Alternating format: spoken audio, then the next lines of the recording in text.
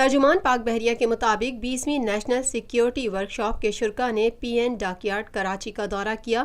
وفد میں معروف سیاستدان، سرکاری افسران، سفارتکار، تاجر، میڈیا اور مسلح افواج کے نمائندے شامل تھے۔ ترجمان پاک بحریہ کے مطابق وفد کو پاک بحریہ کے کردار، آپریشنل صلاحیتوں اور میری ٹائم چیلنجز پر بریفنگ دی گئی۔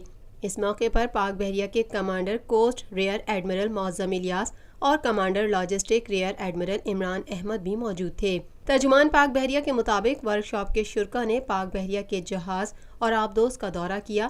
قبل ازیں وفد نے نیول ہیڈ کوارٹرز اسلام آباد کا بھی دورہ کیا اور نیول چیف سے ملاقات کی۔ پاکستان میں پہلی مرتبہ حالات حاضرہ کے مختصر مگر جامع پروگرامز، خبروں، تبصروں کے علاوہ دیگر سماجی، تجارتی، ثقافتی، تفریحی، معلوماتی، مذہبی، تعلیمی، صحت اور بچوں کے پروگرامز صرف TNN TV پر۔